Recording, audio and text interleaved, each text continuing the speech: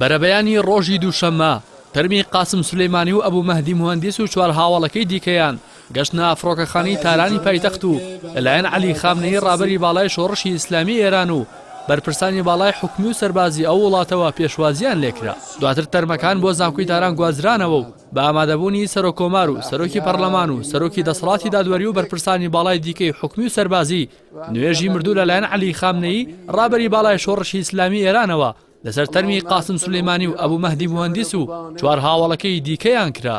لە ڕووداوێکی کەموێنەدا خامنەیی لە کاتی نوێژەکەدا و بەدەم دوعا خوێندنەوە چەند جارێک بەکوڵ لەسەر تەرمی سولەیمانی و هاوڵەکانی گریا.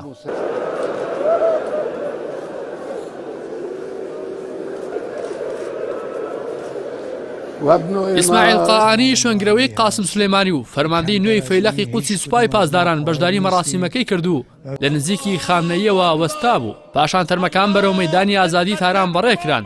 ملیۆنان کەس بە ئەدەموتنەوەی دروشمی دژی ئەمریکا و داوای تۆڵەکردنەوە بەشداریان لە مەراسیمی پێشوازی لە تەرمی قاسم سولەیمانی و هاوڵەکانیدا کرد. مەراسیمی پێشوازی و ماڵاوایی لە تەرمی سولەیمانی و هاوڵەکانی بە گەورەترین مەراسیمی هاوشێوە لە دوای مەراسیمی ماڵاوایی لە تەرمی ئیمام خومێنی وەسف کراوە. بە جۆرێک با درێژایی چەند کیلۆمەترێک بە دەوری مەیدان ئازادی تاراندا خەڵک وەستا بوون و هەندێک لە میدیای ئێرانەکان دەڵێن نزیکەی 5 ملیۆن کەس بەشداریان لە مەراسیمەکەدا کردووە.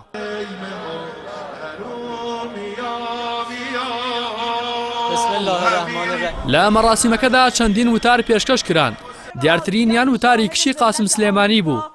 کاتێک هاوشێوەی باوکی با ترامپی قومارچی بانگی لە سەرۆکی ئەمریکا کردو هەڕەشەی تۆڵەسەندنەوەی خوێنی باوکی لێ کرد. به قول پدرم آقای ترامپ قمارباز. دواتر ماڵاوایی لە تەرمەکان کراو بەرەو شاری قوم بەڕێکران. لەوێش با بەشداری دەیان هەزار کەس مەراسیمی هاوشێوە بۆ ماڵاوایی لە قاسم سولەیمانی و هاوڵەکانی ڕێک خرا. تەرمی قاسم سولەیمانی بەیانی ڕۆژی سێشەممە بەرەو شاری کرمانی زێدی خۆی بەڕێ دەکرێت تا لەسەر ڕاستپاردەی خۆی لە گۆڕستانی شەیدان بە خاک بسپێردرێت. تەرمی ئەبوو مەهدی موهەندیسیش لە ڕێگەی دەروازەی سنووری شەڵمچەوە دەگەڕێنرێتەوە شاری بەسڕەی عێراق و بڕیاریشا لە گۆڕستانی وادی سەلامی شاری نەجەف بە خاک بسپێردرێت.